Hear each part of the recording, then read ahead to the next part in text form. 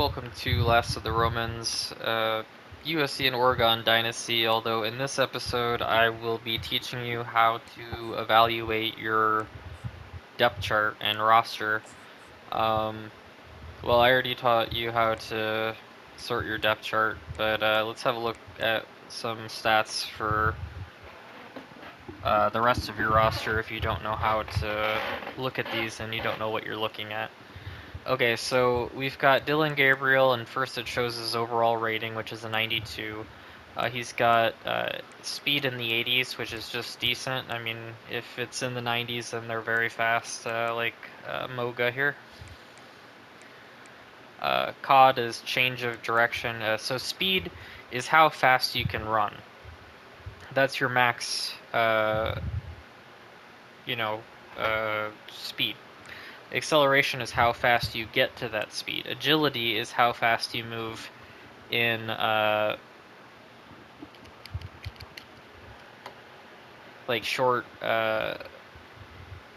distances, like well, yeah, because there's also change of direction. So that's a bit confusing between them, but I think agility, like change of direction, you can turn faster, but then coming out of that break, agility takes over, and then acceleration to get to top speed. Strength is strength, obviously. Awareness is not going to affect you if you play your games. So that's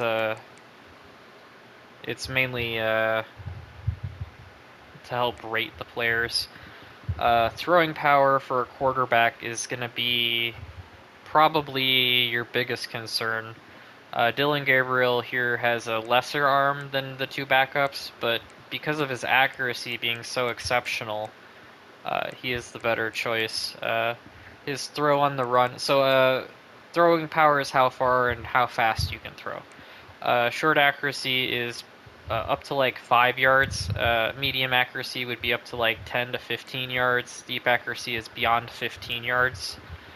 Throw on the run is when you're running or moving with your quarterback. And so Dylan Gabriel's not as good as Dante Moore at that. But throw under pressure, that's when there's defenders approaching the quarterback.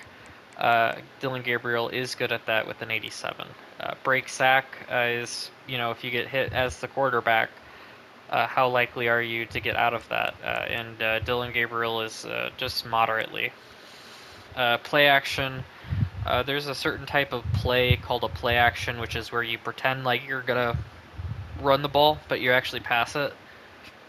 And that's what that rating dictates, is how well they're able to hide the fact that they're going to actually pass the ball. Carrying is an underrated stat for quarterbacks. They always rate them really low for it, even though quarterbacks have some of the strongest grips in football. Anyways, carrying is how often that player will fumble. So Dante Moore and Novosad are going to fumble quite a bit with their ratings if you try to run with them and get hit. So you'll want to slide by hitting box, typically. I don't know what it is. I guess it'd be X on an Xbox. So yeah, you'll want to get down and not take hits if you have a low carrying rating. Ball carrier vision is like awareness. It's not going to affect you if you're playing the games out. Juke move is when you hit on the right stick to go left or right, and they do that quick cut in that direction. That's a juke. Spin is if you hit circle and you spin. Yep. Break tackle is breaking tackle. Stiff arm is hitting X on PS5 at least, and that would be A on Xbox. And you can use your arm to push away the defender. And trucking is if you try to power through them by hitting up on the right stick. Impact blocking does not affect quarterbacks. Stamina is, how long they can run before getting tired. Toughness affects minor injuries, I believe. Injury is for major injuries. For running backs, we'll look at a different set of, it's a different skill set for each position. So for your running backs, you're going to want them to be pretty fast. Good acceleration is nice, good agility is nice, good change of direction is nice. Yeah, most of the time they're going to be in the 70s for strength. Awareness, again, doesn't really matter. Carrying is ultra important for a running back as you don't want them fumbling. So Jordan James having a 97 is really good.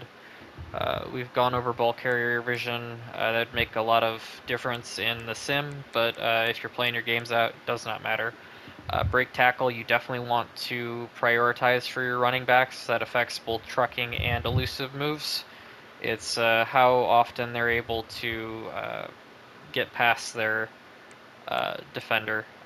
Trucking is specifically if you're trying to use power to get through them.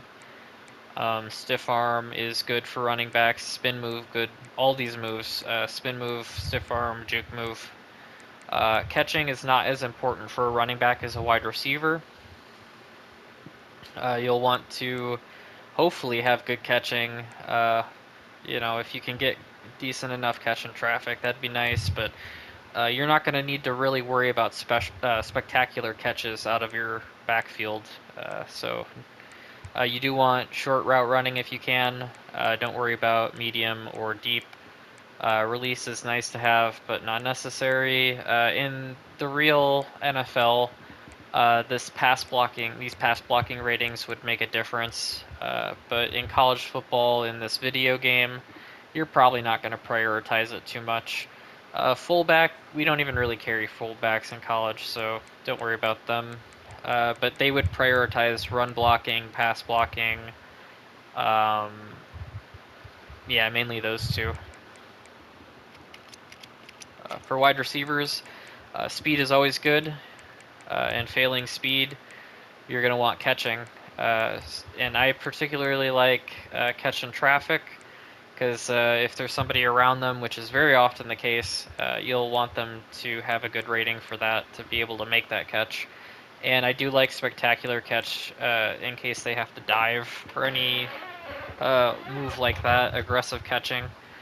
Um, Short route running, all the route runnings are nice because they gain separation, which makes it easier to complete your pass to them, and you don't have to rely as much on catching traffic. So if they're a great route runner like this guy is, you don't necessarily need to worry about catching traffic.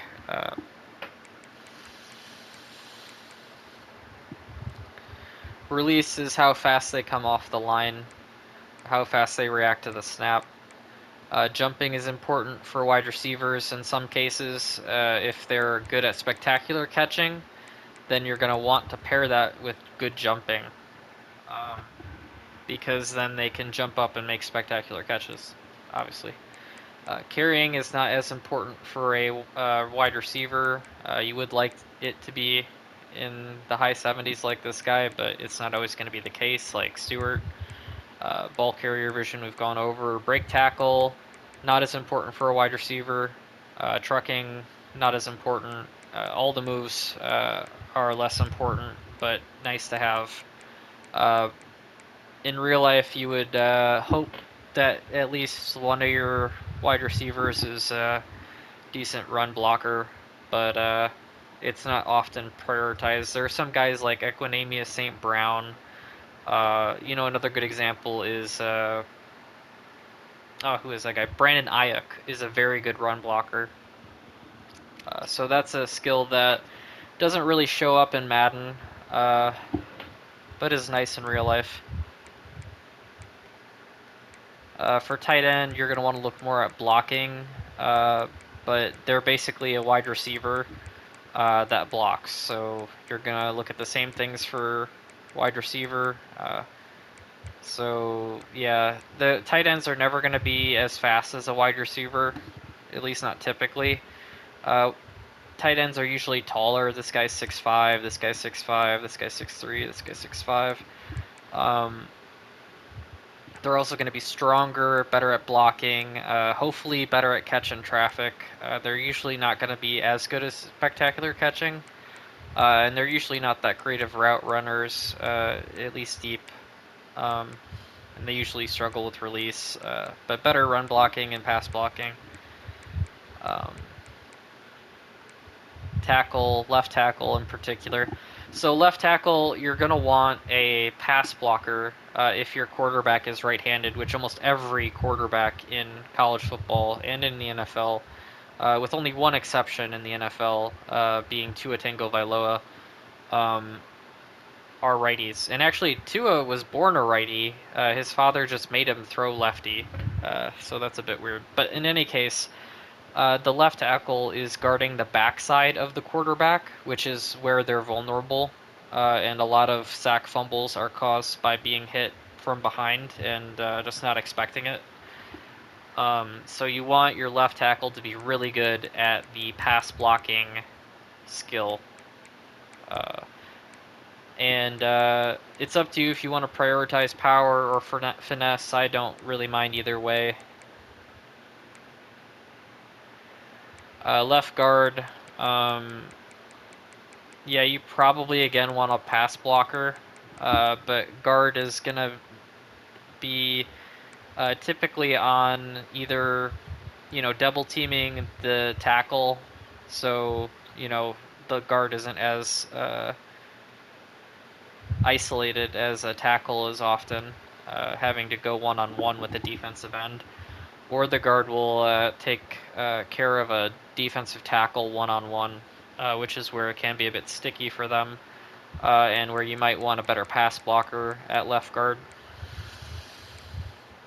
Center, I think you kind of want high awareness in real life. Like, you want a smart player in real life, but in the video game, I think you're fine with whatever you get there as long as their overall is good. Right guard, you can prioritize a run blocker at right guard if you want, because this is your strong side. And the right side is the strong side of the formation offensively. So you're going to want to run on that side because the other side is where you're prioritizing pass blocking. So on the right side, you want to then prioritize run blocking if you can. And so your right guard will be a better run blocker if possible. Ours is a better pass protector, which is fine. But right tackle is again where you would want a good run blocker, and we do have a good run blocker. You'll want somebody with good lead block and impact blocking, because you will often run to the right side. Uh, I think most teams tend to run to the strong side. Left end. Here you're gonna want somebody. It depends on the formation, so you need to figure out if you're a 3-4 or a 4-3. So you'll go to scheme and playbook, and you might be a 4-2-5 as well. So we're a 3-4, which means that we're not even really using that position on the depth chart. We're actually using these two, a right, left end, RLE, whatever that stands for. That's the 3-4 defensive end on the left side. RRE is the right side defensive end in a 3-4. And defensive tackle, RDT, is the nose tackle in the 3-4. And we'll go over what is needed for those spots. So at left end, I think both ends really. I prefer a run, or not a run blocker, like a power move, block shedder, I guess. I mean, really, power move is what I'm looking mostly for on my ends. Or finesse move. If they're good at power or finesse, I like them at end. Block shedding is a nice luxury. It helps them stop the run. This guy is actually a run stopper, so not really fitting my scheme, but he's very good, so I'm going to leave him there. Agouglier, let's see, he's got good power move and good block shedding. He's another run stopper. And I do think that 3-4s tend to prefer their ends to be run stoppers and then have their blitzers at outside linebacker. So I would keep that in mind if you're running a 3-4. If you're running a 4-3, that's where you definitely want to be prioritizing power moves or finesse moves on the ends. So yeah, if it's 3-4, then you want maybe more block shedding, but you don't have to prioritize the moves as much for a 3-4 because your pressure is going to be coming from other places in the defense, to the outside linebacker position in particular, usually the left outside linebacker position. All right, at defensive tackle, you're going to want somebody who's really strong, so we definitely have that in these two guys. You're going to want to definitely prioritize block shedding for your defensive tackle. You're not going to get consistent pressure usually from the interior, the defensive tackle position or nose tackle position, and it's not going to ever say NT nose tackle. They're always listed as defensive tackle in EA games. So those positions are the same for their purposes. But there is a difference in real life between a 3-4 defensive tackle, well, 3-4 nose tackle, and a 4-3 defensive tackle. But for the game, you can look at block shedding for both 3-4 and 4-3, and also 4-2-5, which is really more of a variant of the 4-3 anyways. It's basically just playing nickel packaging the entire game, I think. So, yeah, you might want more pursuit for a defensive tackle as opposed to an end. So then moving on to left outside linebacker, we've got a run blocker here. Typically, I do like a blitzer on my left outside linebacker position because they're coming across the. They're usually blitzing on the blind side, which we talked about a bit earlier, where you can get more of an impact on the quarterback. So you want more finesse moves or power moves. You want good pursuit. You want good block shedding if you can. If you can get some coverage, that'd be nice. But those are all luxuries. Middle linebacker is not blitzing much. At least when the middle linebacker blitzes, it's usually to stop a gap and cover the run. You don't need them to be very fast, the middle linebacker, but a good acceleration or agility helps. Good change of direction helps. Um, I do like a smarter middle linebacker with awareness and play recognition. When you're not controlling them directly, those ratings do come into play. And actually, for wide receivers too, I should mention this because you don't often control the wide receiver or ever really do. Uh, their awareness affects if they make concentration drops. So that's just like dumb drops that they're wide open, but the ball hits them in the hands and they just weren't paying attention due to their low awareness. They drop the ball. Uh, for defense, it affects more like how they read the field, I think. And yeah, play recognition, they can get a jump on plays if they have high recognition. You'll want a good tackler at middle linebacker. This guy's got really good power. Oh, that's hit power. Okay, I was going to say. Yeah, hit power is nice. Hit power, it's how often they cause fumbles. Block shedding, by the way, is if they can get around a block. Usually, I think it's only for the run game for that rating. Because power move and finesse move determines pass engagement. Like if you're pass rushing, those are the ratings that it looks into. Pursuit is what angle the player will take when pursuing the ball carrier. So higher pursuit, they're taking better tackle angles, getting to the ball more efficiently, and less likely to get, take a bad angle and get blown past or whatever.